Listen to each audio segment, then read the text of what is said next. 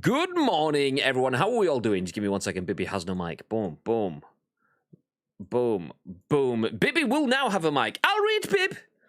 I'll have you know, Graham, I do have a mic, and if you're wondering what mic this is, Ooh, give me details. it's an Elgato Wave 3 microphone. I do have a microphone. It's I a very, very good microphone. wish I had an Elgato. Oh my God, there's one there! Exclamation mark Elgato in the chat, by the way. Shout out to the lovely people at Elgato that do provide the microphones here at twitch.tv/Ice Cream Uploads. They're beautiful people. Hashtag gifted. Hashtag no ad. Hashtag no spawn. Hashtag no partnership. Just hashtag gifted. Real knows real. They wanted to hook us up, and we gratefully accepted. So thank you very much, Elgato, for that. If you are in the stream, please do feel free to get involved, because my name is Graham D. This is Bibby. We are Ice Cream Uploads, and in true ice creamy fashion, this is The Scoop, the UK's #1 video game podcast, if we do say so ourselves. We are live on twitch.tv/Ice Cream Uploads, where we go live each and every single weekday at 10 a.m. Ish. 10 a.m. ish. It's now 12:38. So as we say in the streams, if you've been here before, good after morning. Good after morning. How are we all doing? If you are here, though, if this is your first time here, then, well, a couple of things. Do feel free to do what Vern and King Comic just did, and feel free to drop a host on the channel. If you drop a host, you expose us. Not as the dodgy content creators that we are, but to more people. That's what I would like to say. You do expose us to more people, which does give the channel a little bit of a boost in terms of growing. So we appreciate anyone that does want to drop a host. But that's not what I was going to say. If this is your first time here, we will give you our thoughts and impressions on the biggest, the best, the breaking stories of the world of video games. I've already mentioned that, but we also want your thoughts and impressions. We then want your thoughts and impressions and our thoughts and impressions, because we'll give you those. I didn't mention that bit, but we will give you those. We want your thoughts and all the thoughts and impressions. You get the idea. Anyway, we do stream this live on Twitch, but if you are in the chat, please do feel free to get involved, because it's important that we get said thoughts and impressions. This live stream gets turned into a podcast, a video on YouTube, and an audio podcast that goes on iTunes and Spotify and SoundCloud and Google Play. There's lots of places where people get to watch and listen to this on demand. Over 105,000 of the people, by the way, over the last 2 years. So yeah, do feel free to drop in your thoughts and impressions for all of those beautiful people. Before we get into the show, though, the reason I went straight into the introduction this time, because I didn't want you guys to miss it. It's Loot Drop Monday. So, yep, you may have known, you may have seen, I wasn't here on Friday. It was my birthday. So I hyped up the air to just let you guys sit and think about it. Yeah. So I got all the presents. I did show that on Friday. Shout out to Koyo Store as well, who gave us some PUBG items to give away as well. They hooked me up with some birthday gear and gave another set for giveaways. So we will be giving that stuff away. Do feel free to drop follows across all of our socials, !socials, if you want to see what we do with that, when we drop it, and how. We're not announcing it yet. We'll do it soon. But it's not just about gifts for me. !Loot Drop gives you the information you can see in the chat. Thank you very much, Timeless, for typing that in. All subscribers will be entered into a monthly giveaway on Ice Cream Uploads. And today is the day. All you need to do is be a subscriber at the time of the draw. That will be at this afternoon. Usually the cutoff is 2-3 p.m. We announce it on social media when we're going to do the cutoff. And then we announce after that who wins in the Discord. So all you need to do is be a subscriber and be in our Discord. Obviously, there is a caveat that your accounts need to be linked. If you're a Twitch sub and you're in a Discord, the only way that the accounts know that if you've linked your Twitch and your Discord account. So you have to do that as well. So it's 3 steps. Be a sub, be in the Discord, link your Twitch and Discord accounts. That's it. If you're a sub then forever afterwards, then you should be in the loot drop forever, unless Twitch shits the bed like it did last month. But we're working against that. We've got that in mind now. So we will do the draw later on today. And a reminder that one person will get one of these ICU blackout baseball caps if they choose that. I mean, we do also have, say, maybe a Precision. Maybe you're a Rangers fan. You want the blue and white one. Well, one person could choose that instead. Plus, you will get a game of your choice. Caveat, asterisk, within reason, obviously. It would be a standard game. Around the normal RRP stuff, we'll discuss that with you, should you win. But one game plus an Ice Cream Uploads baseball cap, you will be in a very, very elite crew if you get one of these hats, because very, very few people own these, and we'll be giving one away today. How about that? How's things, babe? Yes, Graham. It's absolutely freezing this morning and this afternoon in Manchester. I did have my dressing gown on over my hoodie with I've still got my Batman pajamas on, but it is absolutely freezing. I can't turn this on yet. I can't have it on in the morning until we've done the scoop, because with all the lights that I have on in this room, it gets extremely warm. Then I'm too hot. Do you know what I mean? But this afternoon, turn my radiators on later on. Maybe take a hoodie off if it gets a little bit too warm. Do you know what I mean? You can't be too hot going into the studio, into my studio. Do you know what I mean? This might seem like a bedroom, but this is a studio to me. 100%. 100%. Completely. So yeah, it can't be too warm. So yeah, later on this afternoon, well, as soon as we finish scoop, actually, radiator's getting turned on. You can't. Anyone who knows about working from home or being in a studio for too long, like if we are in the studio in the height of summer in the office, those lights with the heat that's in that room is Absolute just oven. it's unbearable. Yeah, you need to put the aircon on. I don't have that luxury here. I don't have a fan heater. I just have a radiator, which takes like half an hour to warm the room. But do you know what I mean? But For you those wondering can't. why he doesn't have aircon or a fan heater there, it's because that part of the Bibby Manor is a listed building, so he can't install that sort of stuff. So yeah, in the other wing of the house, fully aircon or whatever. But in this part of Bibby Manor, not so much. Yeah, well, the unborn baby Bibby is now going to have the master room. Do you know what I mean? So I'm back in Pauper Patrol. You see what I did there? Pauper Patrol. You love to see it. No pun intended. But yes, all the puns. Speaking about your hoodie, Yes. what kind of hoodie is that, babe? This, Graham, is an insert coin hoodie, followed by an insert coin bomber jacket, a Skyrim one at that. Which, if you use a particular discount code, which is, Graham, ICU21, then you can get 20% off your next order. Only if you've not ordered before. It's a one-time code. So if you have ordered before, unlucky. Exclamation mark, insert coin in the chat, by the way, if you're not sure how to spell ICU21, then exclamation mark, insert coin, which is more characters. We'll give you the details on that, but do feel free to type it later. I'm also wearing my insert coin stuff. I have got the full Ghost of Tsushima sweatpants / hoodie on, tracksuit, baby, comfortable. Yeah, you love to see it. You can also get that with ICU21. Just saying. Let me jump through the chat first, though. Let me see who is with us this morning. Eat my new food. Good morning. Let's go. Oh, loving that sub badge. You love to see it. Gag with the good morning-ish, gents. Naked Neil. Hey, babes. I'm assuming that was at us and not Noob, who you're talking to there. But yeah, hey, how you doing? Hey. And then Ice Cream Uploads in the chat saying, remember, it's Loot Drop Monday today. Hey, getting in there nice and early. Andy! Hello, chat. How is everyone today? How are you today, sir? Thank you for joining us once again, dude. Good to see you back. Gagad with the let's goes, and then we get to the point where I start the stream and play the wrong introduction. I was playing PUBG Mondays. Nice. I thought it was in the pub with G, says David. It almost was. I was on. So on my stream deck, I have different buttons for different functions. So I've got one button that gives me all of the stuff for the scoop, and one button for when I'm streaming on my own, doing some PUBG stuff. But naturally, all of the buttons kind of things are in the same place. So I have 3 buttons that I run through when I start a show. We have the ICU infomercial, which is the bit that has Bates and money in. We have the countdown video, which is all our highlight stuff, and then we have the scoop intro. But when I'm doing my own days, the scoop intro button is replaced with the pub with G intro button, because I was on the same layout and didn't realize. I just pressed the scoop intro and it was like, fuck, this is the wrong thing. So yeah, fun times. I'm new here. What's a host? Sorry, I'm new to this Twitch thing. No idea, mate. No idea. I don't know. How's things, Timeless? Thank you for the games of the weekend. So for those that didn't see, on the weekend, I played some PUBG on Saturday with my birthday-ish stream. It was the day after the birthday. Bibby did all the heavy lifting on the birthday. I just showed off all my goodies and talked about the day before, which was nice. Jumped in some games with Timeless, with Lotus, with Nietzsche. There was another one. I always forget one. Last week I forgot Kane. Who have I forgotten this week? Timeless, Nietzsche, Hamish. Lotus. No, Hamish dropped a raid. West. Bully Buster jumped in. That's who it was. Bully jumped out early on to go to a Pete Tong gig. It all went Pete Tong, just like it did for me, remembering Bully's name this morning. So yeah, thank you for the games, gents. Appreciate the carries. Although we did get some fucking filthy micro Uzi players. I felt like I was gaming Nacho for a second, jumping in a building, jumping out of a window, lasering one, taking another one down, jumping back in a building, another team comes up, take one down, God, get on a bike, get out of the zone, jump back, shoot someone with a sniper rifle, yeah, and then get shot off the bike. But still, up until that point, it was next gen players. You love to see it.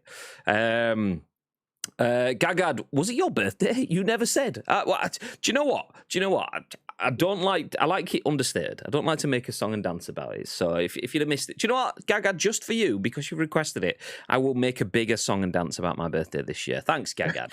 I appreciate the fact that you're here for me. So I will be here for you. As Timeless said in Hamish's stream this morning, only 362 days till Graham's birthday. Yay! You love to see it. Right.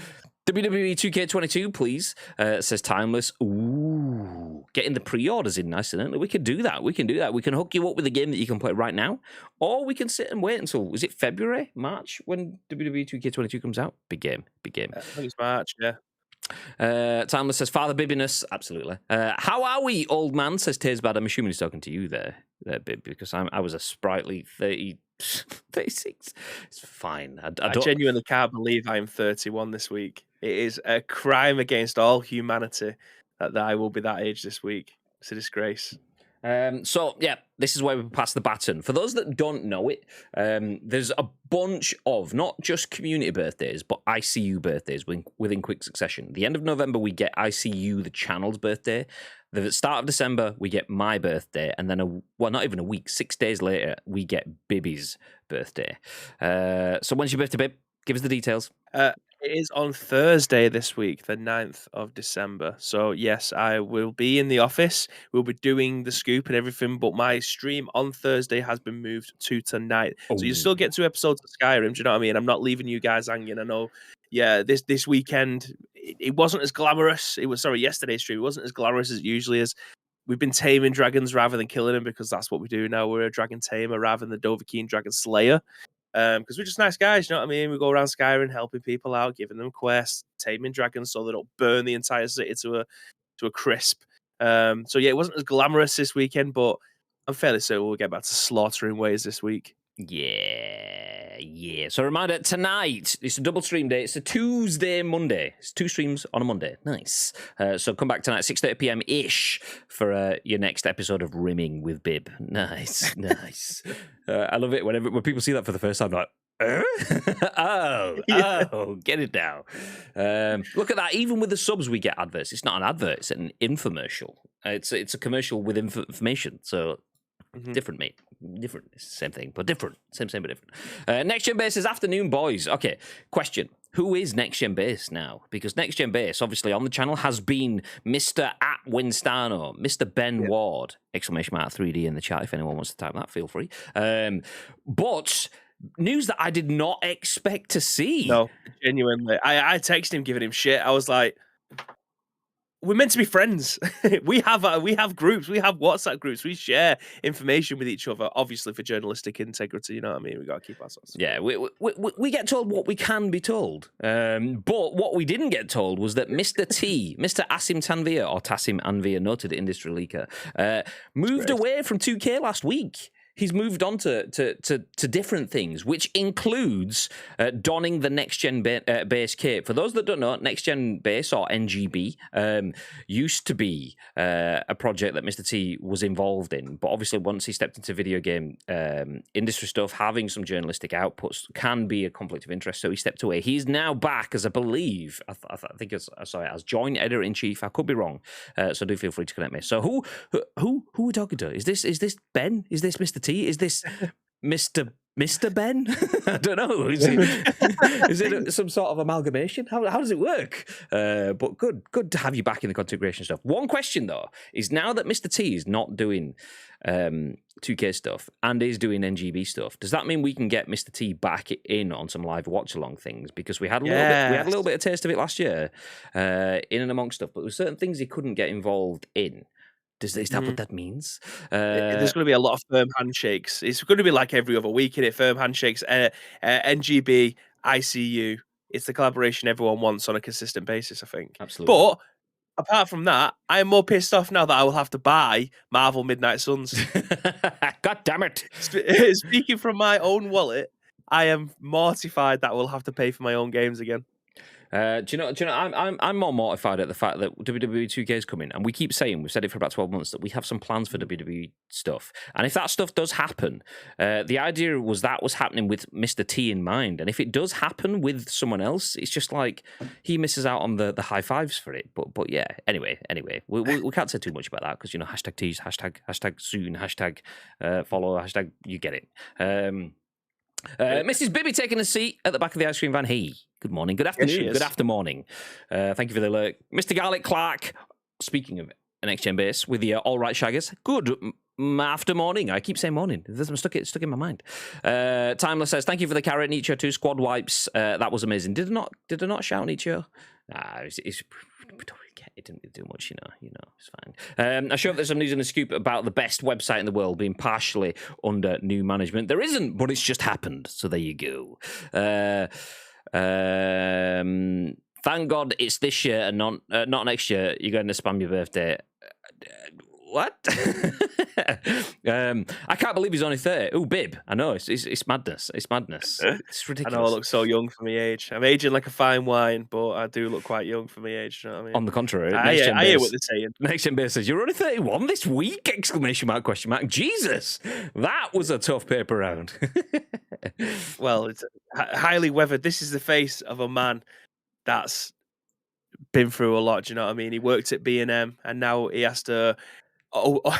he has to log into Discord every day with someone going, yeah. I feel I think that's trend now. About 10 years. And I've only been working here 3.5. Yeah. See, that's professional. Works on his birthday, unlike exclamation mark, capital letters. Some people, says Timeless, what you call that? Poor planning in the trade, my friend. That's what it is. Or you call it the fact that Bibby's on the way and he needs the holidays. So. That is exactly why. Saving them holidays. I had 5 hours spare, which I'm using on Friday. Like, it's not even enough for a full day. I'm using the 5 hours. It's still Benyo sitting on that for a little while was a bit of a big one. Big time Tanvia back in the picture. You love to see it. Well, do you know what? NGBXICU. We get all the letters. Surely we can mix some thing. What can we say? Binguk. Bingo. See.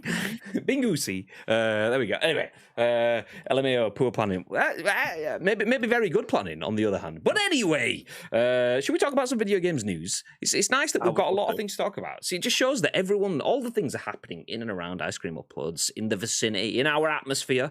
We've got birthdays, we've got big moves, big acquisitions. Like we need a next gen base hashtag welcome Tanvia sort of football signature announcement sort of thing. That would be amazing. Get it on.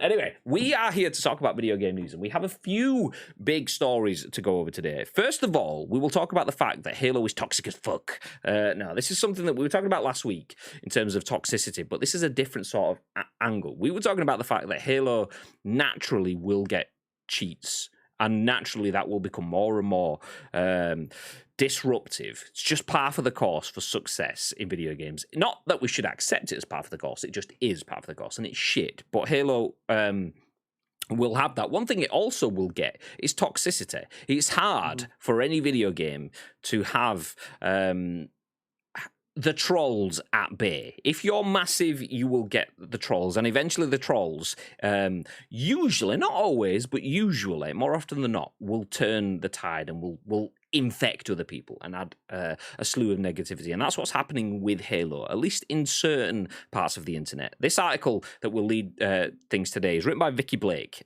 for Eurogamer. And it says, Moderators locked down the Halo subreddit in response to, quote, toxicity on all sides, end quote. And then the tagline is also a quote. It says, take the weekend off.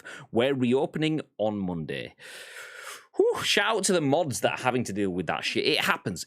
We'll go through that. We'll then also quickly go over the fact that Halo Infinite reviews are out today. We have a review roundup. I did do some digging back through the Next Gen Base Twitter this morning as well, by the way, because I see this review roundup doesn't have Next Gen Base in. Next Gen Base, when are we getting the NGB review of Halo Infinite, by the way? Because I wanted to mention your scores because it's not in here. Well, give us the information. You could tell us up front. We'll sneak it out, it's fine. After we've spoken about Halo, we'll then jump into PlayStation, as Sony is set to combine PS Plus and PS Now to create an Xbox Game Pass competitor on PS5 and PS4, supposedly launching spring 2022, despite saying that it would never work for PlayStation. The rumours are now that PlayStation could have their own version of Game Pass. We'll then jump into the fact that the Game Awards won't take sides on Activision Fallout to focus on reveals. That's an article that was written by Kotaku on Friday. Yes, boys. Yes, boys. Mr. Hulkamania 78, thank you very much for the 8-month sub, dropping the Prime, getting yourself into the loot drop. If you're not already, double check, make sure that you're in the Discord, because if not, you're missing a chance to win one of these baseball caps and a game of your choice later on today. So be like Mr. Hulkamania 78, drop the Prime. If you got a Prime just sat there and you're about to throw it at someone, and you think, do you know what, I'll get rid of this. We'll take it off you and give you a chance to win some stuff. Do it. But yeah, jumping back into this. This was an article that Jeff Keighley got a lot of negativity about on Friday. I didn't see it until later on in the evening after Bibby had shared it with me. But Jeff Keighley took a stance saying that he won't take a side on the Activision thing. And a lot of people going, well, that's rich because you did that when it was your mate Kojima. But there has then since been an update saying that Call of Duty's publisher Activision Blizzard actually won't be involved in the Game Awards this year, other than nominations and having someone on the board of directors. But that's a different conversation. We'll jump through that one. And then we'll have a look at Fortnite Chapter 3 Season 1. And we'll have some news about games that you can try for free, well, demos of games that you can try for free this week on Xbox. So a big packed show, and we've already spent like half an hour of it talking, which is great. Hold on, 10 minutes for the countdown, so 20 minutes. We've got 40 minutes. Can we get through all that in 40 minutes? What do you reckon? No. But we will try.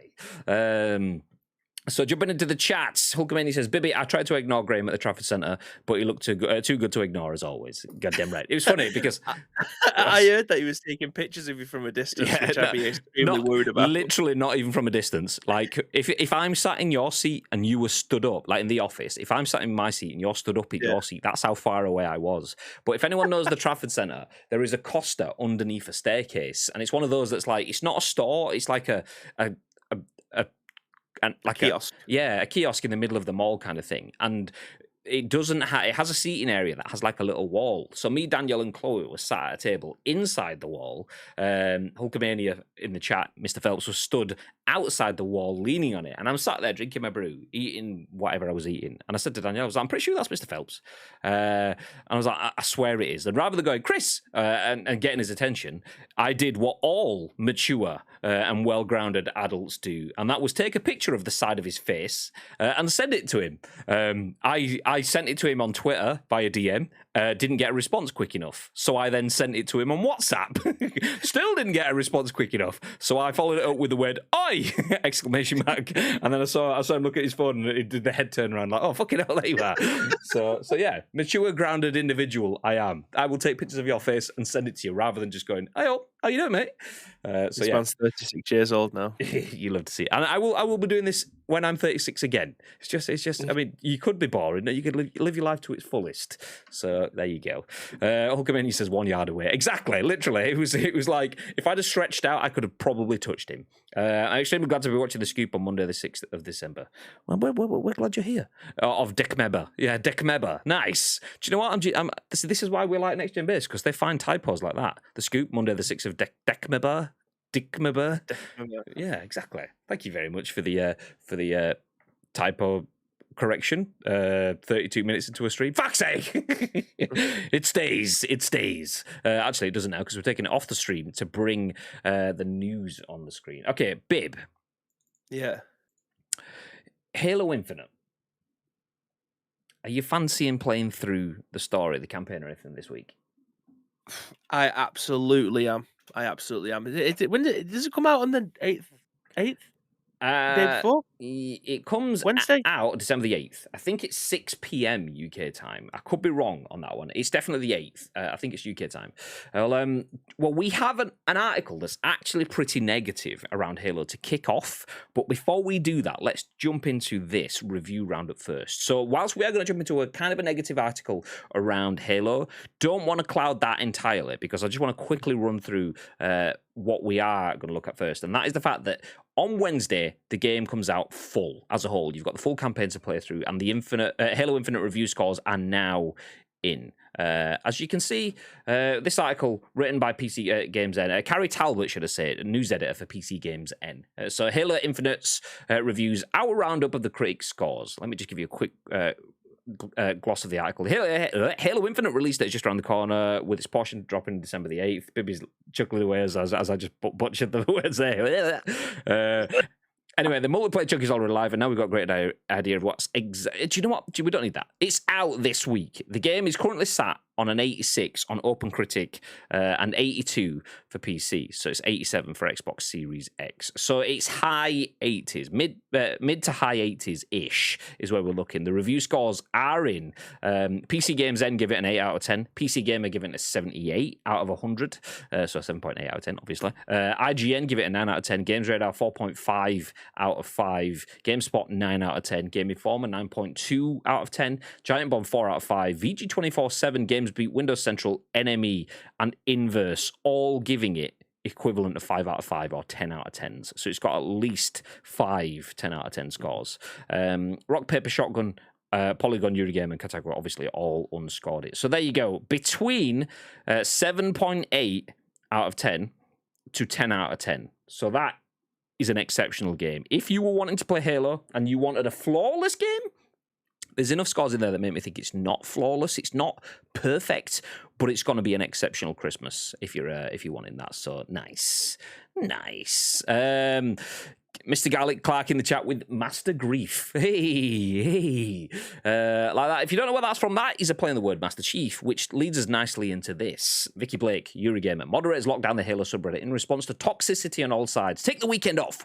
We're reopening up on Monday. So moderators working on the Halo subreddit have put their community into lockdown following toxic behavior, including doxing and death threats on all sides.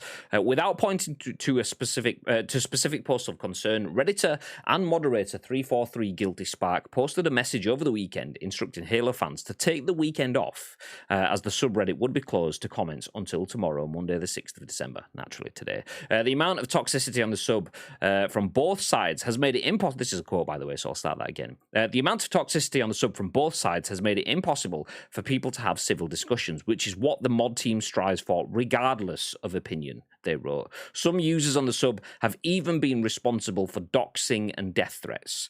We're temporarily putting the sub on lockdown so people can hopefully settle down a bit and we can hit the reset button before launch. At the end of the day, this is a video game and this level of vitriol is unwarranted. Take the weekend off. We're reopening on Monday. End quote.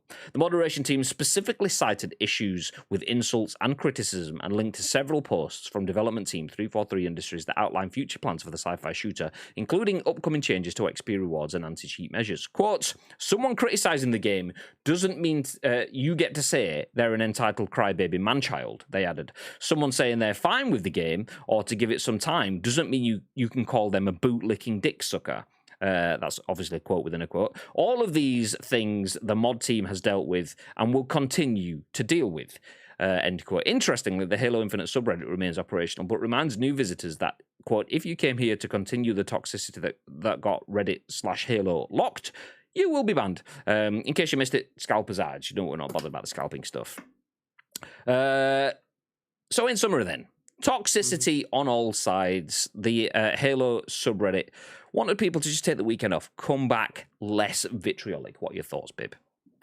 Yeah, I mean, I can't remember. That's what the chat's here for, because I can't remember off the top of my head an entire company closing a Reddit because people are being dicks to this extent. Like, Reddit is, I used to hate Reddit. I think it used to be like this a cesspool of the worst people because they probably get deleted off Twitter constantly because of how much they actually go at people. I used to hate Reddit for that, but I've actually found a lot of good communities on that side anyway. Not necessarily the main body of a Reddit, so like a Halo one where it's just an all-encompassing Halo one. You'd find other alternative ones that other people have created where the people there seem to be quite level-headed. That's the thing with Reddit. It may take a lot of time for you to be able to find a community that when you open it doesn't give you a headache.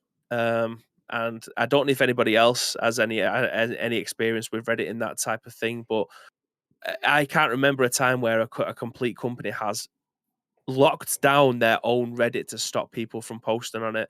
And I think it's very easy to be able to do that and just kind of silence people, but to kind of have the balls when your game is coming out and is a free to play game that's just come out that people are actually enjoying, just to be able to shut out the other people who are just being dicks. That obviously takes a lot, because these people will just move on to a different Reddit that's still a Halo one and give the same shit there, but it's just that the staff may not see it and things like that. Like, be it genuinely, there's a lot of people. There's a lot more nicer people out there than there are dicks. It's just the dicks seem to all gang up together and become a unanimous voice, even though technically they are probably, well, looking at all the scores and stuff, I mean, scores are of the campaign, but they are genuinely in the minority. But if enough of them kind of gang together and they're creating Reddit posts constantly, it kind of weans out the ones where people are going, do you know what? Does anyone want to play tonight? Does anyone want to hook up tonight and play some 4v4 or whatever? Like, it's disheartening, I imagine, for the people who are working there, because they have a very, very good game on their hands, but they are being outnumbered by the people who are just the same people you'd see in a pub, but they'd just be in a corner, and there'd be more people in the pub who would absolutely chin that bastard who was just being a dick in the corner all night. But obviously, you can't do that over the internet, so you kind of just have to shut the shit down, rather than people just going, do you know what, get out, mate. You can't just ban them that kind of way, because more of them will just end up popping up. It's very difficult to be able to try and monitor that stuff, and I think they've probably done the right thing in closing the entire thing down. I just think it's a very ballsy move to do for a company that is massive, and you've just got a game on your that you've just brought out your game, and they've closed it down. It's difficult, I think. Yeah. I can't think of another time this has been done so widely. And do you know what? Fair play, because doing this is gonna get some sort of eyes on. Launch week, everyone plays that game's negative, and that's not what the situation is at all. But it's one of those things where people see the headlines and run with it. Someone needs to set up a website called chinthebastard.com. But the thing is, the people in my circle, everyone's enjoyed the game. I haven't heard that many people moan about it. I don't know anyone that's unhappy with it. Anyone that's played it, I do not know personally. Obviously, there's people out there, but everyone I know, like Timeless just mentioned in the chat, that he's enjoying it as well. He's mentioned some other stuff, which I'll come over as well. So I don't know anyone that's negative with it. So for them to come out and put this out, I absolutely applaud, because it mentions, not that this is big part of my point, but 343 dash guilty dash spark, 343 guilty spark, that is a user on the subreddit, aka a 343 representative, aka a moderator. That is a person that has to deal with shit all the time. And if you've got people doxing and sending death threats, your admins are having to fucking deal with that stuff. So Halo is this big colourful brand. Microsoft, Xbox, everything else behind it are loving life, massively profiting. But there is someone on the front line dealing with this shit. And more often than not, and too often, video games moderators deal with that shit and just get we'll deal with it, whatever. Yeah, do you know what? It's social media, brush it off, water off a duck's back, thick skin, all that sort of stuff. Yes, I agree with those comments to an extent, but you can't brush off everything all the time, especially not if it's doxing. That is personal attacks. That is beyond anything that you should brush off. If someone's sharing information on you, where you live, your address, your family, that's not something that can be brushed off. I could not brush that off at all, let alone there's a lot that comes before that you can't brush off as well. So they're taking the time to actually put a message out and saying, do you know what? This is launch week coming up. Chill the fuck out. We're not going to go, do you know what? Let's just grin and bear it till after launch. I know you're struggling. I know this is deep shit, but let's just shut up, because we don't want to make a song and dance about it, because the launch is coming up and we don't want to piss on our chips and stuff like that. The fact that they've come out and dealt with that now, not now, yesterday, is GG's. It's like, do you know what? We don't want this shit. We want the game to go smoothly, but we don't mind. We value our people enough to speak up even when we're in our launch window. And that do not take that for granted, because that is a ballsy move. So I appreciate that very, very much. How do you combat stuff like that though? Like, how can you combat people from Imagine going to the place where people are finding your address and stuff like that and posting on the internet. Like, how do you combat that? You genuinely can't, can you? You can't just delete that comment from the internet. People will just have your address, and then you just have to hope that no one comes to your front door. And that's it. And you're more likely. It's. I imagine it's very, very likely that no one's going to come to your front door. But very, very likely isn't guaranteed. And with something like that, it's only acceptable if you're dealing with absolutes. No one's my address hasn't been shared. That's acceptable. A couple of people or one person shared it or whatever. That's too much. There is never. So if it's been shared and deleted, it's still too much because it was out there. It shouldn't have ever been in that sort of situation. So there's not really any way to deal with it other than making a song and dance for the right reasons, and that is pointing out the negativity. So if there is toxicity on all sides, if there is doxing, if there is death threats, that shit needs to be taken seriously. And we've been speaking about Activision Blizzard. We'll come to Activision Blizzard actually later on in this show about how they didn't take it seriously. This is highlighting something at a very key point in the calendar, and rightly so. Rightly so. I cannot applaud that enough. I know people that have dealt with stuff that they shouldn't have to done. I have had to deal with stuff that I shouldn't have had to done because of the video games industry, because of people in the video games industry. So seeing someone within the video games industry make a stand on behalf of their people at a key point in a game's product cycle is people before products, and that's what I like to see. So GG's. GG's. Okay, let's scroll back up. I've got to the Bibby I tried to ignore, Graham. Get out of here. A sub deserved just for that. Okay, well, I will take pictures and ignore more people in public then, so we get all the subs. Gach is lurking. Fine, Gach, you go and lurk. I appreciate you being here, dude. My multiplayer game of the year, without a doubt. However, the playlist needs to be able to filter the best modes. I bought Battlefield 2042 on Xbox Series X, and even yesterday it was running sub 10 frames per second. Oof. In some areas due to performance issues. Imagine that. The most powerful console the world has ever seen running a game at less than 10 frames a second. Yikes. I want Battlefield back, but it's way off, so Halo all day long for me, says Mr. Phelps. Exactly. Positivity towards the game again. Timeless with the exclamation mark Games Pass. Did you know that if you have an Xbox, you can get Game Pass where for a low monthly fee of $10.99 you get access to hundreds of games, including day one releases, and even EA games, and you can get the first month. The first 3 months for just £1. Nice. Chelsea, thank you very much for the host, dude. Welcome in. How are you doing? How was your weekend? Enix with the lurk. Speaking about Halo, and in comes the Enix. Nice. It's like Candyman. It's a Halo, and a wild Enix appears. Next gen base says people are, and I can't emphasize just how many eyes are in this word, but dicks. In general, you lot are all right. Timeless says, I don't game to be offensive to people. Just be a duck and I'll tell you. I'm assuming that's your dick. Or you've censored yourself. I appreciate that. See, Timeless is so nice. You can't even say the word dick. I don't need a game to be offensive to people. Call me a duck and I'll tell you right then and there, in-game or off. Censored again.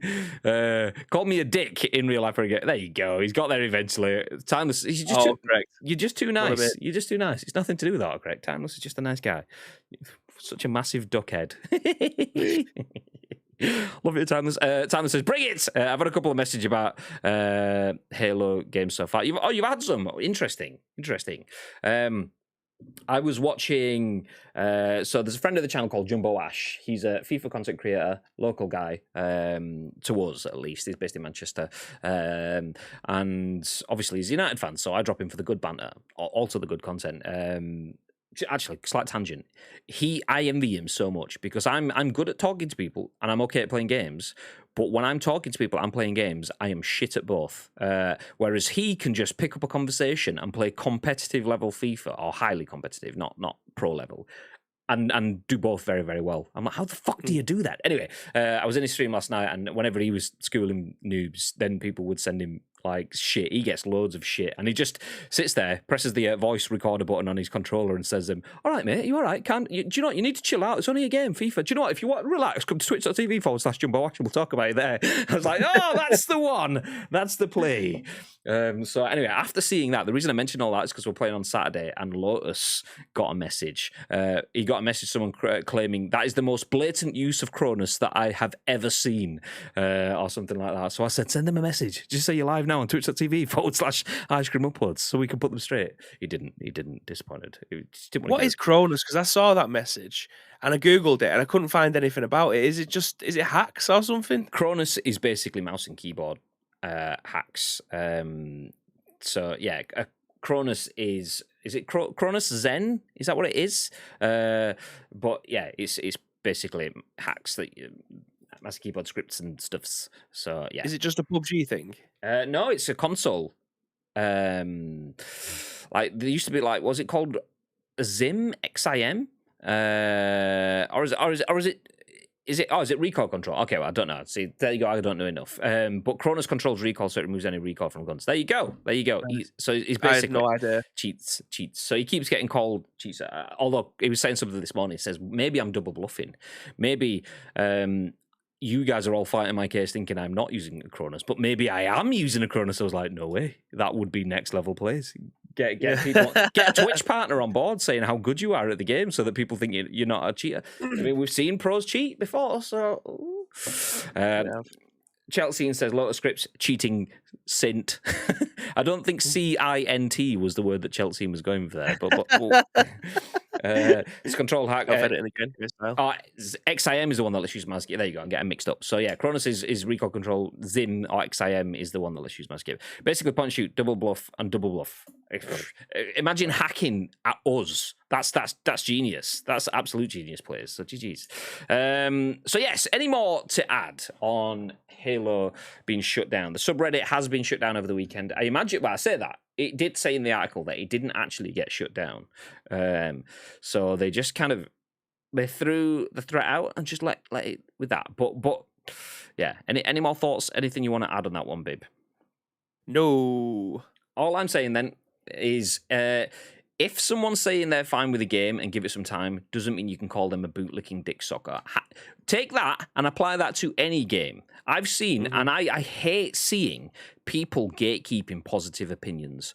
When a game that you like looks trash or is in a bad state of affairs, be that Halo, be that Cyberpunk, be that whatever, even though Cyberpunk came out and it was a piece of shit, it's still in its cellophane wrapper in my drawer. Anyone saying, do you know what, I'm actually really liking this.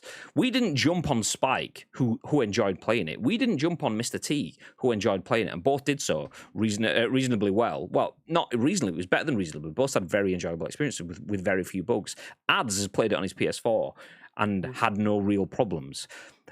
People will go, how can you fucking like that shit? Nah, no, disgusting. They've ruined it. Never. And do you know what? You're entitled to your own opinion, but yeah, that bootlicking dick sucker sort of narrative. The reason I keep saying that, by the way, is that's the quote within this article. Entitled crybaby man-child stuff as well for when people are negative, so on, is the alternative one. No need for that. Let people have their opinions. By all means, challenge opinions with discussion and debate, but just name slinging, no place. Which is shout out to the ICU Discord. We don't get name slinging like that. People do have very contrasting opinions, which is very, very welcomed. But no name slinging. So yeah, get out of here with that toxicity. GG to the Halo team, and I hope 343 staff didn't have to put up with too much bullshit over the weekend, because ain't no place for that. Ain't no time for that. We'll move ahead though. From Xbox over to PlayStation, as Sony has been looking at Xbox. They are set to combine PS Plus and PS Now to create Xbox Game Pass competitor on PS4 and PS5. This is written by Robert Ramsey at Push Square, and apparently the Xbox Game Pass competitor is supposedly launching spring 2022. So Sony is planning to combine PlayStation Plus and PlayStation Now to create a PlayStation subscription service that can compete with Xbox Game Pass, according to a fresh report from Bloomberg, citing trusted sources and leaked documents. The report states that this service is set to launch around spring 2022 and could also result in Sony phasing out PS Now as its own thing.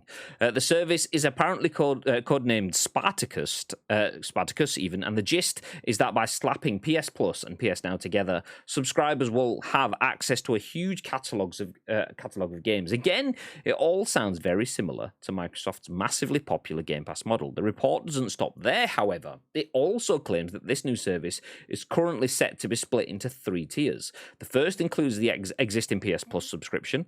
That's access to online multiplayer, cloud saves, and the monthly games. The second tier adds a large selection of PS4 games, with PS5 games being added down the line. And finally, the third tier throws in extended demos and game streaming, along with access to PS1, 2, 3, PSP, and PSP games. Wowza. We've said it for years that Sony should consider combining PS Plus and PS Now into one service, especially since PS Plus has always been much more popular, and now it sounds like it's finally happening.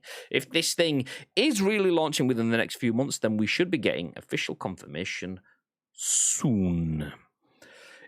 Ooh. Did you see this coming? What are your thoughts, Bib?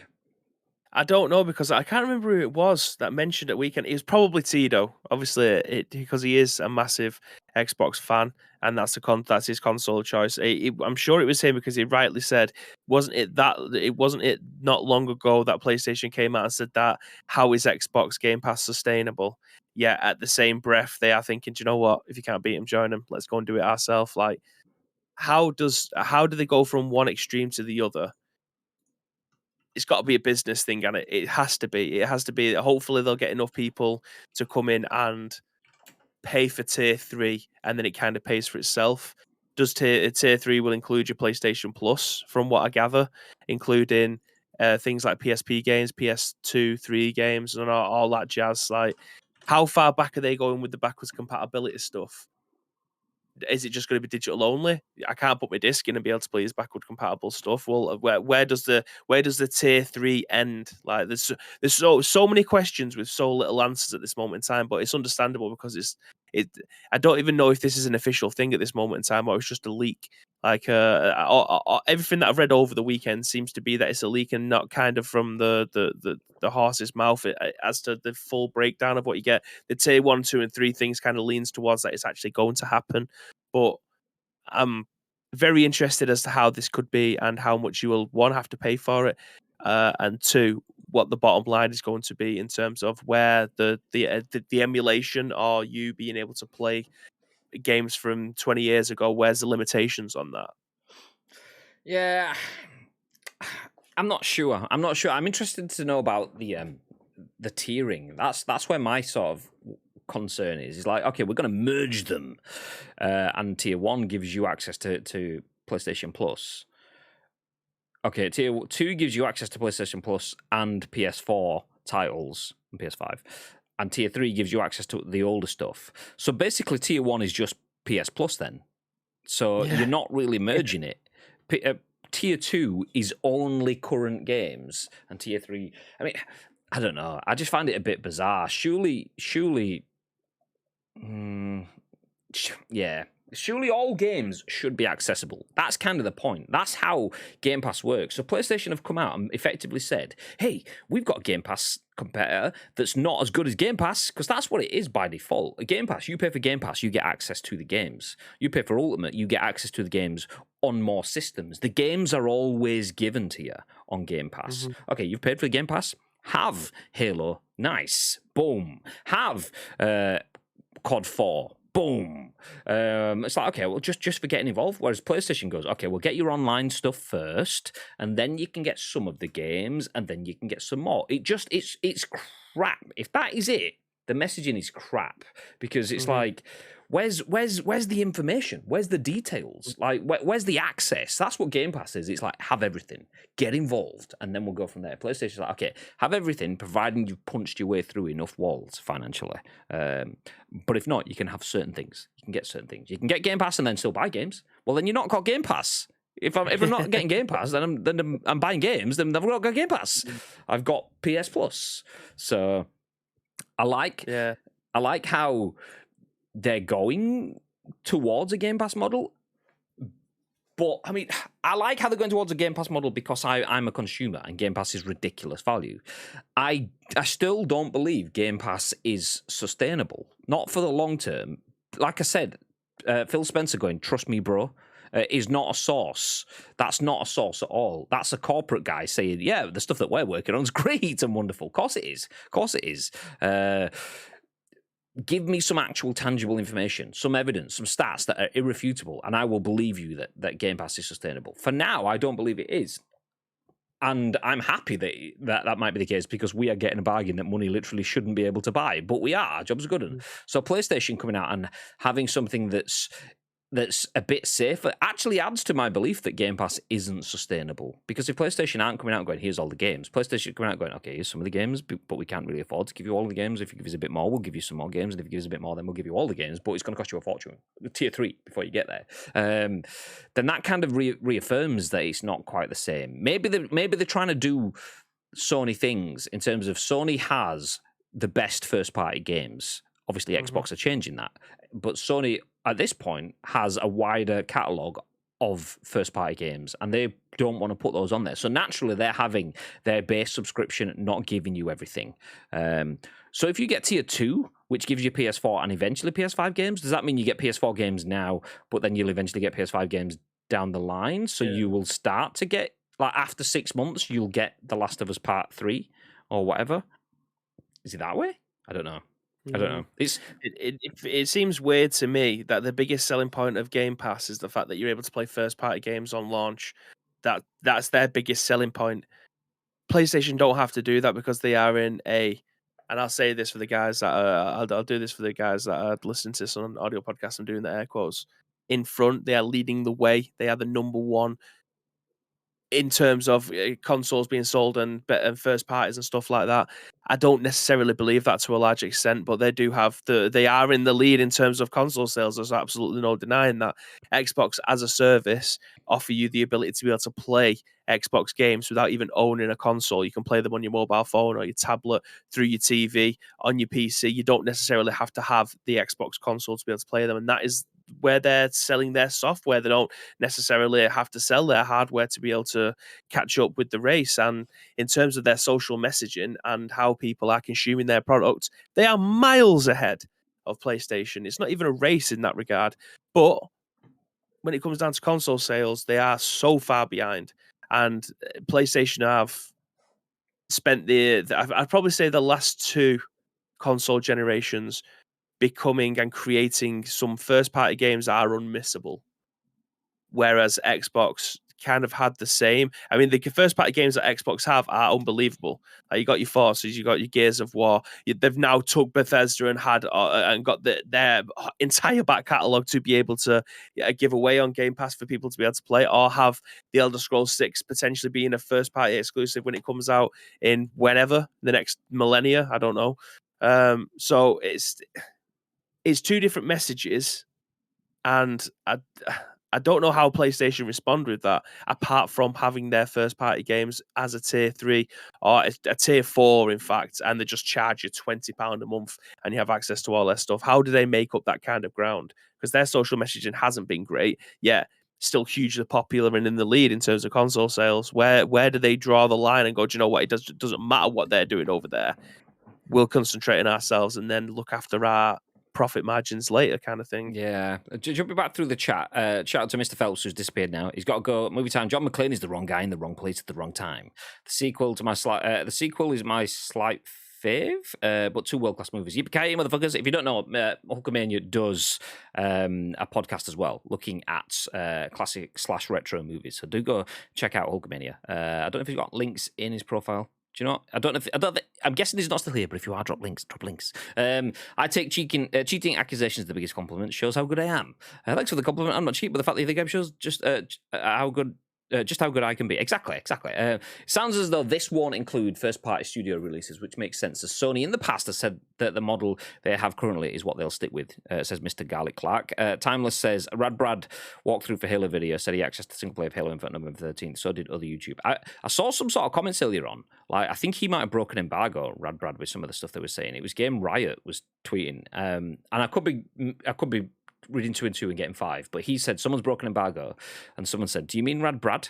And he didn't respond, although someone said something to someone else, like, do you mean MK Ice and Fire? And he was like, no, they're actually really good. So it's like, I don't know, does he mean the Rad Brad because he didn't respond, or did he just not respond? I don't know.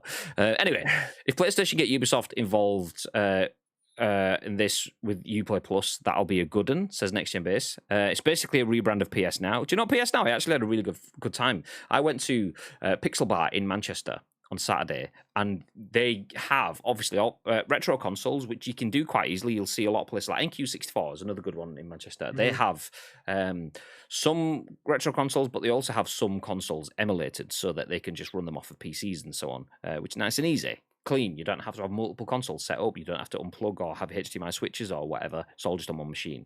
But they had PS5, obviously, which is what we were sat playing. And to access PS5, you basically have a bunch of games installed on the console, but then if there's anything else that you want to play above that, they have all of the consoles signed up to PS Now. So I actually had a really good time playing PS Now. We played a bunch of games on there that are obviously a bit older that I wouldn't have tried. It was a bit more stable, a bit better than I expected it to be, if I'm being honest. But still, not Game Pass. Next Gen Base says, let's see what the messaging is like when this gets properly unveiled. Some big things possible with this, especially if you own both platforms. Sony won't put first-party games on the service as Timeless. Not a chance we'll see the likes of God of War 2 and Horizon Forbidden West on it, says Mr. Garlic Clark. I came across a great article over the weekend about Xbox interview with Phil Spencer and others, and also the Bethesda head. Very interesting contents on their strategy and how they're looking to the future. I watched Die Hard 2 over the weekend, so Timeless. I watched Die Hard 1. There you go. There you go. Mr. Phelps is here. There you go. VHS Strikes Back. Drop a follow if you're interested in podcasts, particularly movie stuff. Mr. Phelps is very, very good when it comes to podcasting. So click it. Gary says, yeah, he brought the embargo. Defo off. Cheers for the shout, Grace. See you later, babe. Thank you very much, Mr. Phelps. Take it easy, pal. Love you. Or really, they scream over down the line with 343. They will scream over with 343, maybe even Microsoft. Anyway, sorry, this isn't a hello. Shush. That number of people breaking bag will still get spot down the line. Yeah, Mourinho, I prefer not to speak. .gif. Exactly. Do you know what, NGB? Xbox, like PlayStation, sort us out. Not all the time, but they do sort us out more than we should do for a channel of our size. PlayStation are good. And Xbox, we've reached out and it just kind of, the conversation just stopped. So we need to get an NGB X ICU two-pronged approach and go, what the fuck, motherfuckers? So we'll pin them down together and we'll get them to give us all the support. Yeah. I've seen a few get punished, but no, people like the Rad Brad, his channel is massive, so he will probably just do it, oh, I'm sorry, and get away with it. It's one of those, it's frustrating, whereas you get other channels, particularly the more traditional channels like the news and stuff. And Ben from NGB may be able to say, but yeah, you often see the content creator side of things will get away with a lot more than the more professional outlets do because they're content creators, and it's like still a professional brand though, is it? Really. I will say this: we get consoles early from both big players. We've not had any early games from one of them. Oh, really? The trouble is that he's a massive YouTube channel, so he'll get away with it. I think he has 12 million subs. Exactly. It's 12 million subs. You are a professional outlet. There is no shouting. There is no difference. You are not just a person playing video games on the internet. Regardless of how you try to position that to your fans, you are more than that. So you should be held to a much higher standard. Obviously, everyone can make a mistake, but if it happens again, as was the tone, I believe, of the accusation, there you go. Anyway, Sony set to combine PS Plus and PS Now to create an Xbox Game Pass competitor. So if we're not going to get Horizon Forbidden West, if we're not going to get God of War Ragnarok on this, what are we getting? Are we getting what's on Game Pass? Like just third-party games? We're going to get Ubisoft games? We're going to get Knockout City? We're going to get things like that? Because that's like, yeah, we have the best place to play games. As long as it's other people's games, not our games. We want to buy our games, but yeah, we'll give you everyone else's games. Yeah, Ubisoft, we got those for you. Yeah, we got those. Bethesda, oh yeah, we used to get those. We don't get those anymore, Yeah, but I don't know. It would be nice to have all the extra games, and then what happens then? Do they put the price up for PS Plus because it has PS Now, and they're having to carve off some of that money for the third-party developers and publishers? So they have to give Activision some money every month. They have to give EA and Devolver Digital, Epic Games, whoever, money every month because people are playing games through their subscription services. Does that just push the price up for the end consumer? Because it doesn't sound like good business to me. Game Pass is an exceptional product. This doesn't sound like an exceptional product. It just sounds like extra expense. I don't know. If it's not first party, unless it's cheap, I won't bother. I mean, I play a lot of non-first party games. PUBG, for what it is. It's not cheap, really. It's not free to play, whereas every other game in the same demographic is. So PUBG's not cheap. I pay that, but I do play some cheap ones. I play a bit of Fortnite. I play a bit of Warzone and stuff as well. So I don't mind third-party games. It's just third-party games are usually on every platform, and if they're on every platform, then what's the difference between getting it on your already established Xbox Game Pass subscription that will also give you their God of War, their Halo, their Forza and stuff like that? Why would I get a Game Pass on PlayStation that gives me stuff that I can get on Game Pass on Xbox and more? Yeah. I don't know. I need to. I'll sit and listen. If it is launching in spring 2022, the article does say we'll get news soon. If it is a thing, it will be happening soon. If it is a thing, we could, in theory, get it at the Game Awards.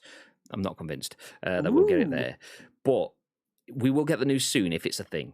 And if it is a thing, I will wait with bated breath to hear what they say, because if it's not gonna go full Game Pass, it's a first placed message. Bibby said out in front.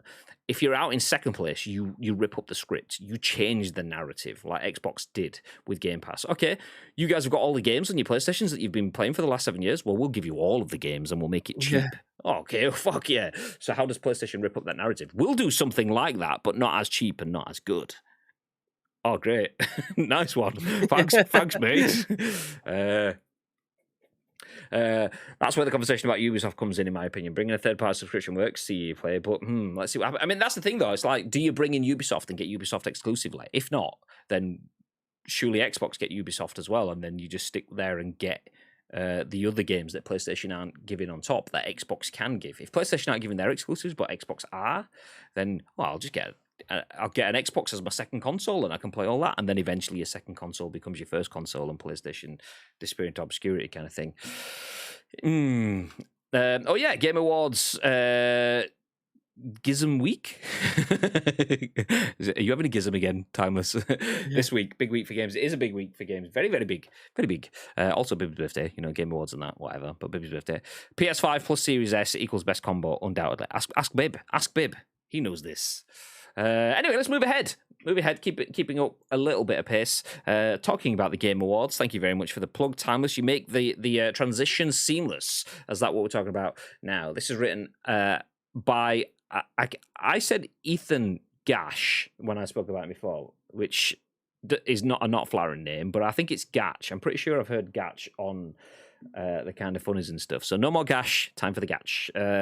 So Ethan Gach at Kotaku says the Game Awards won't take sides on Activision Fallout to focus on reveals, and then in brackets update, as this article has been updated. The reason I'm picking this article is because there are articles on the update that kind of post the Game Awards' treatment of Activision as like a putting it on a pedestal, like, yeah, this is aspirational. Whereas from my perspective, and do feel free, I'm willing to have my opinion changed, but do feel free to correct my opinion on this. I don't believe that the Game Awards and Jeff Keighley have come out of this, or should come out of this, as squeaky clean as some articles suggest.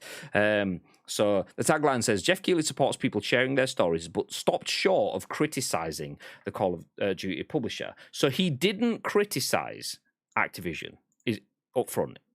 So as Jeff Keighley's annual Game Awards show enters its 8th year, the creator and host told the Washington Post today that he's still thinking about how to, quote, navigate Activision Blizzard's involvement in the ceremony following the latest reports of sexual misconduct at the publisher. Quote, we want to support employees and developers, end quote, Keighley said in an interview about what to expect at the 2021 Game Awards, which takes place on December the 9th. Just trying to steal Bibby's thunder. I mean, how can Jeff Keighley be a nice person if he has an award show on Bibby's birthday? Honestly. Sorry, Jeff. Exactly. So, quote, Keighley added he supported people coming forward with their stories, but also didn't want to diminish developers' opportunities to spotlight their games, the Washington Post reported.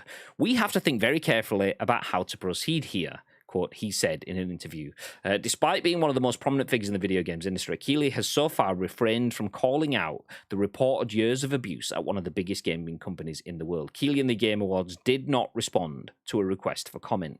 So Activision Blizzard, which faces a lawsuit by the California regulators alleging years of widespread sexual discrimination, harassment, and other forms of mistreatment, is one of a handful of companies on the Game Awards advisory board. In addition to Activision President Rob Kostich, the board also includes executives from Nintendo, Microsoft, and Sony, and many of the gaming industry's other corporate giants. Interesting that Nintendo, Microsoft, and Sony have all come out and spoken about the situation at Activision, but the Game Awards haven't at this point. Oh, there we go. Actually, I didn't think it had it in the cycle. But executive from those console manufacturers in particular were some of a few voices who spoke out recently, albeit internally rather than publicly, following a bombshell investigation by the Wall Street Journal about misconduct at Activision Blizzard that implicated its CEO, Bobby Kotick. While thousands of the publisher's employees called on Kotick to resign, Nintendo of America President Doug Bowser, PlayStation boss Jim Ryan, and head of Xbox Phil Spencer each emailed the respective staff to express their own disgust and concern over the allegations, though none announced any specific changes to their business relationships with Activision Blizzard. In addition to recognizing the hard work and artistic achievements of game developers, the Game Awards is also a giant marketing platform for gaming companies to advertise up their upcoming games. Last year, Activision used the event to show off the first season of Call of Duty Black Ops Cold War's post-launch Warzone content. In the latest episode of the Inside Game Awards, a podcast series promoting the show, Keighley confirmed that new game announcements and trailers are by far the most popular part of the event and the number one reason most viewers tune in. He also spoke at length about the work in collaboration with game companies that goes into curating each year's selection of trailers. Keighley confirmed to the Washington Post that the 2021 show won't include anything about Blizzard's recently delayed Diablo 4 and Overwatch 2, but didn't mention whether other Activision Blizzard games might appear. Okay, it then goes on to talk about the misconduct stuff, but we'll jump now into the update. So this update came, so that was the Friday, this came on the Saturday. Keighley elaborated on Activision Blizzard's involvement in this year's Game Awards in a Twitter thread posted late last night. The host confirmed that the publisher is not appearing outside of its of the categories its games are nominated for. Nominations and winners are voted on by media, and added that, quote, there is no place for abuse, harassment, or predatory practices in any company or any community. Keighley went on, I also realise we have a big platform which can accelerate and inspire change. We are committed to that, but we all need to work together to build a better and more inclusive environment so everyone feels safe to build the world's best games. All of us are accountable to this standard. Incredible games and the talented developers who build them and who we want to celebrate. See you on Thursday. There we go. So, yes, basically Jeff Keighley came out and said that he doesn't want to take a side. Because, you know, there's all sorts of stuff. There's other developers and stuff. There's people that are creating games and things that need to be considered. So he doesn't want to take a side. This is the same Jeff Keighley that took a side when his mate, Hideo Kojima, was put out by Konami. He took a side in that situation, which, I mean, that's something obviously we've dealt with personally, but I'm not even sharing those concerns as us. I'm sharing those concerns as a lot of people were sharing opinions. When he came out and said that they won't be taking a side, which is basically taking a side, as Next Gen Basis said in the chat, everyone instantly went, yeah, but you stood up and did a bit to camera about Hideo Kojima and the way he was being treated. So one person wasn't allowed to attend an awards show, is the way that it was framed out on social media over the weekend. But people with allegations of rape and suicide as a result of harassment, you won't take a stand on. That didn't ring true with me. So that's the reason why I wanted to come back to this article and see what you guys thought. Feel free if you've got different inputs. I'm willing to have my opinion changed on this because I was busy all weekend. I had birthday stuff, I had stream stuff, we had Christmas decorations. So if I've missed context, I'm happy to be updated. But that's my angle. What are your thoughts, babe? Yeah, I mean it's pretty much the same. Unsurprisingly, I think he wants to cut. He's in it for, and this is no way in an absolute 1-for-1 comparison. But this was similarly what. But to put it into football terms for people who might not understand, is what Gary Neville was doing with Ole Gunnar Solskjaer. He would, even though he was doing a pretty bad job over there, he wouldn't go against his mate. He wouldn't say anything bad about his friend. And this is exactly what's happening here. Like, Jeff Keighley will not bring it up because his friend is on the board of the Game Awards. Like, he won't say anything bad against him. He'll just rather sweep it under the carpet and let's move on kind of thing. Even though, as annoying as it is to say it, Jeff Keighley is pretty much so far ingrained with the community that he is essentially the voice of the gaming community. And to have all these horrible things happen at a particular place where his friend works at, and his friend might go, just don't mention it, please, just don't bring it up or anything like. Can we just skip it? And he's going, do you know what, mate? For you, we won't talk about it. You just make sure that you pull yourself out of everything, and we'll just talk about the games for this one. Don't worry about it. We'll never bring it up. That is horrific. That's like covering up for your friend. You're like nearly an accessory at this point. And I think that's what people are saying. Like, you were very quick to jump on the Kojima Konami bandwagon, but as soon as it comes to something that actually directly affects your friend, then you'd just rather sweep that under the carpet. It's ridiculous, if I'm being honest. Yeah, there was. I was seeing comments about the Ubisoft situation because Ubisoft has been mentioned in the chat. I'll jump back through the comments in a second. Didn't like Ubisoft? They had some sort of. I'll use the word apology, although that might be the wrong framing of that comment. They addressed. That's the word. They addressed the situation, the allegations regarding harassment and so on within Ubisoft on the streams, but their video on demand content, they effectively edited that bit off it so it didn't appear into it. And I believe Jeff Keighley went and made a stand there. So he took a side at that point in time. Is that because Ubisoft weren't paying him any money for something and Activision were? That's where my brain goes with this. Why did you mention something about Ubisoft having like an addressing of the situation in stream content, but not in video content? You are calling them out at that point in time, but the Activision content, which is arguably, at least from press and media concerns, bigger than the Ubisoft situation, that one you won't make a stand on. You won't take a side. I don't get, like, so Hideo Kojima and Konami's stuff, you will make a stand. Ubisoft, you will. Activision, you won't. Activision has people on the board at the Game Awards. Is that the reason why? These are the questions that people naturally and rightly so are asking, because it just seems there's lack of consistency there, and it's a shame to see. The Game Awards is a beacon of light, so to speak, by speaking out about the Kojima, Konami, and Ubisoft things. People going, okay, these people are fighting the fight when it suits them. But that's the problem. That is an extension of the problem. People weren't fighting the fight at Activision Blizzard. So that's the same thing. I mean, granted, not to the same extent, but it's still negligence of some respects. It's ignoring things that should be discussed, picking up the fights that should be fought because you've got a vested interest. Well, the people at Activision that hid stuff probably had a vested interest in their own careers. I'm not saying it was right, but they probably had vested interests in getting away with shit.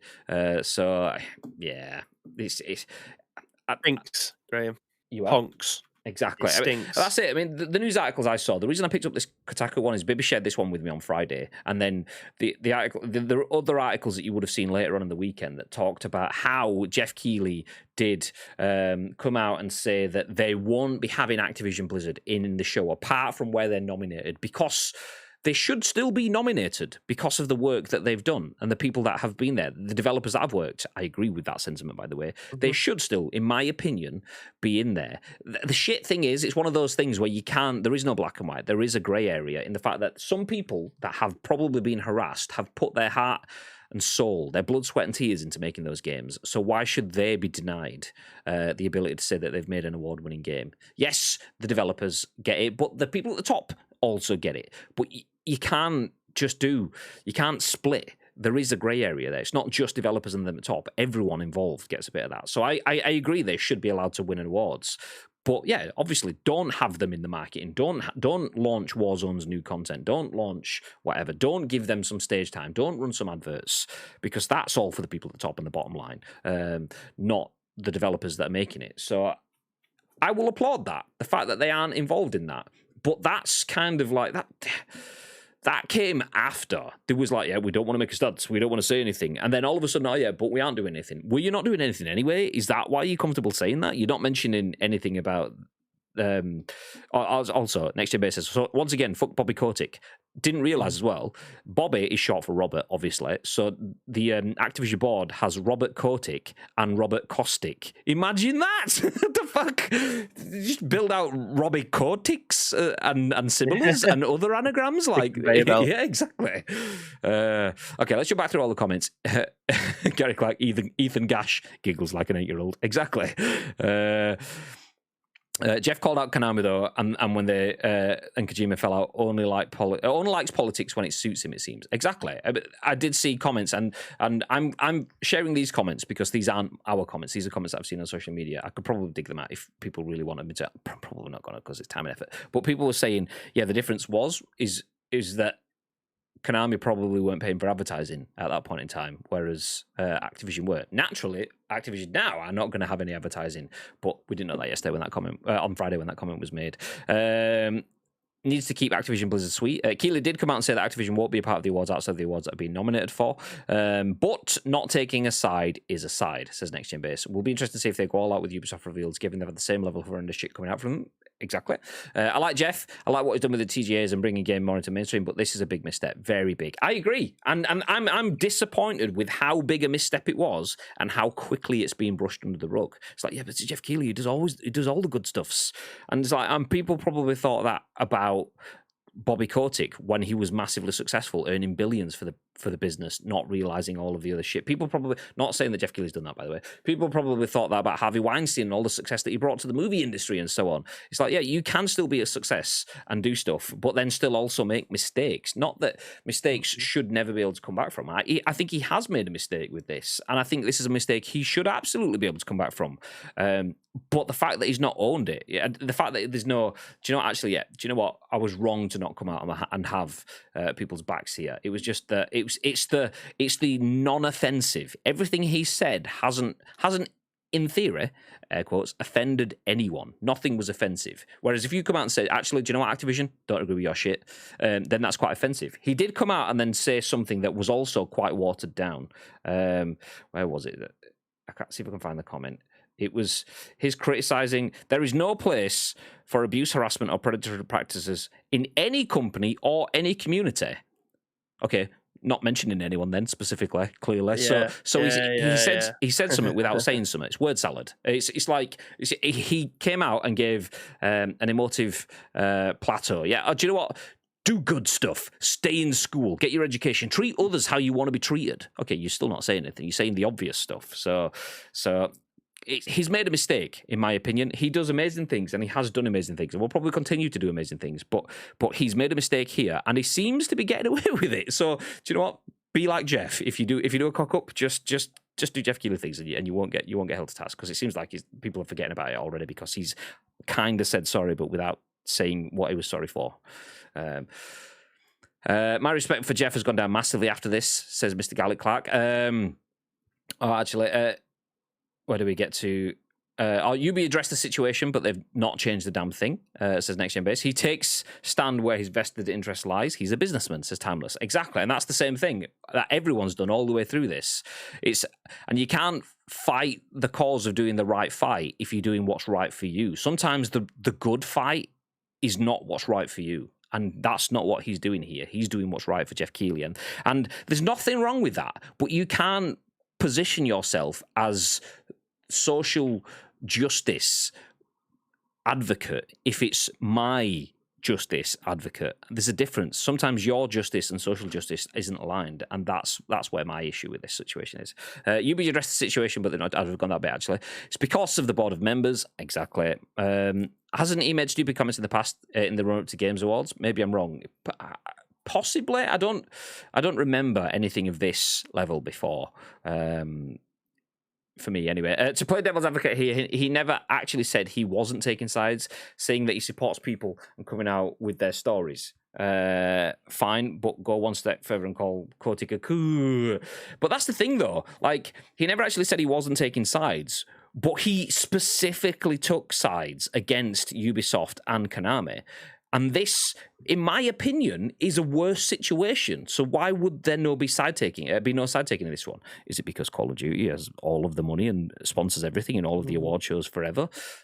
that's what it looks like to me. So yeah, I appreciate you trying to play devil's advocate for the benefit of the stream. It's good. I like to see that. It's just that there's no devil's advocate to play. Sometimes there's no advocating the devil. Yeah, he's done fucked up for sure, but not quite to the extent some of the articles pulled him up on, in my opinion. Gone away to right the ship, admittedly after the fact. Not a good look. Very missed situation. I will give him the dues in the fact that he did try to right the ship very, very quickly.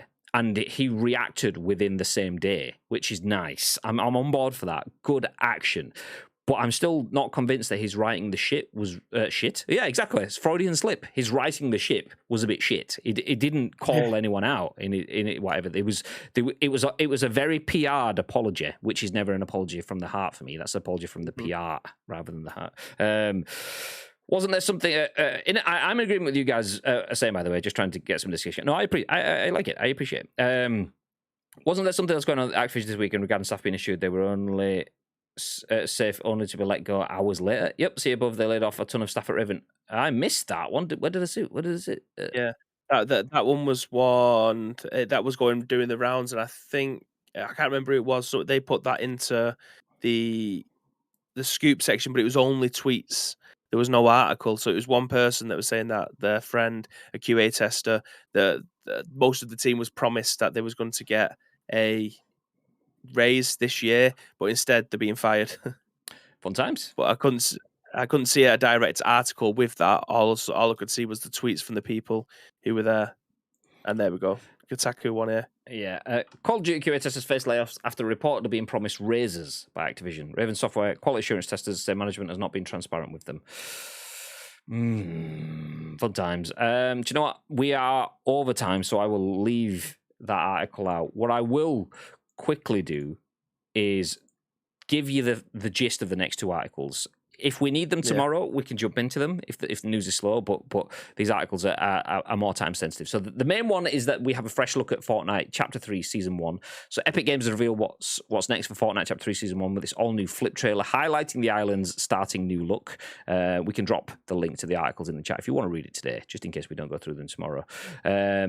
So I'll give you a quick taste. Due to a particularly cold winter, the first thing you'll notice about the island is that the western half is a wintry biome. The studio teasers in the video description. Perhaps stopped by the suburban greasy growth, the industrial logjam lumberyard, and other locales like warming weather, to the east of the tropics with coastal keys, palm trees, and weathered sights to see. Although the 7 have outposts throughout the land, the tropics are home to the sanctuary.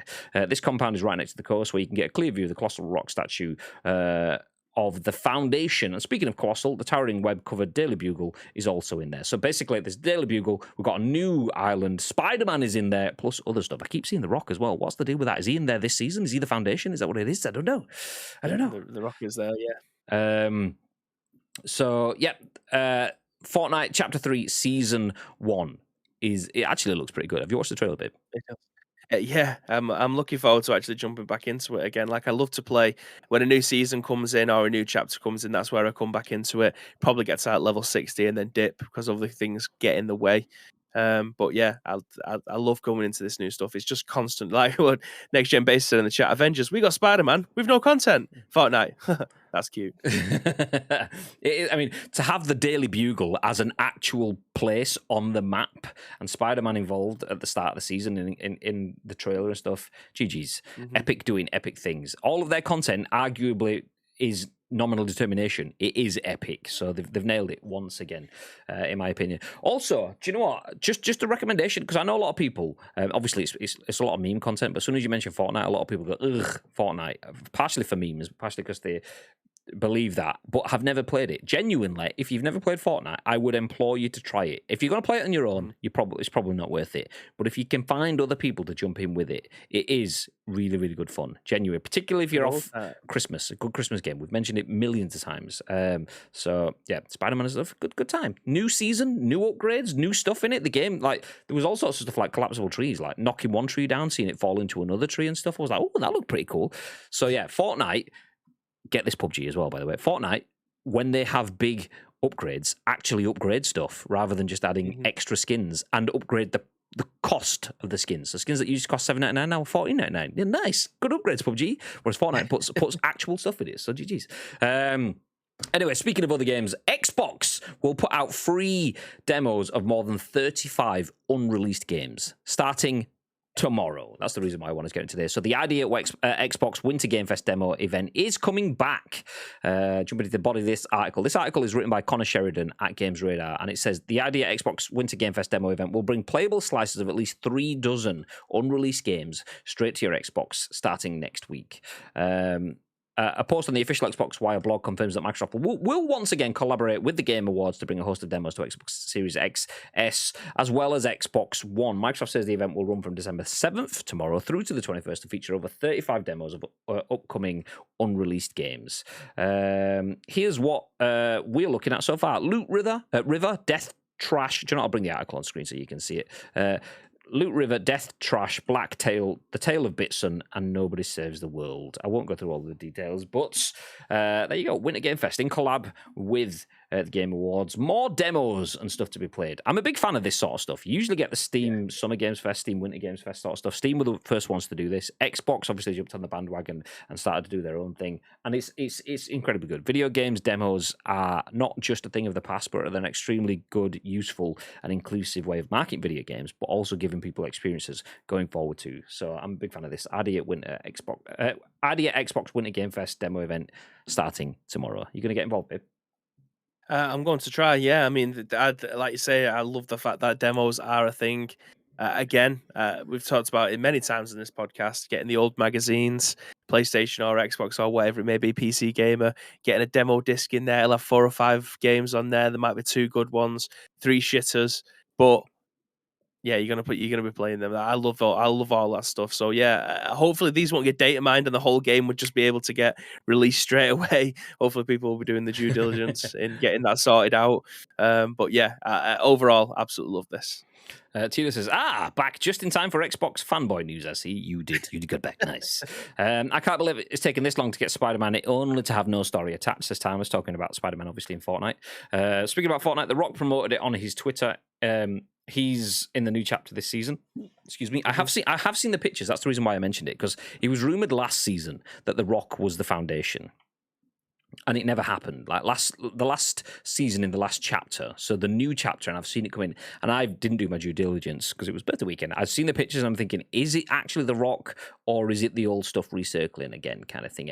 But yeah, it seems like it is. It's not in this article, but yeah, it seems like it is.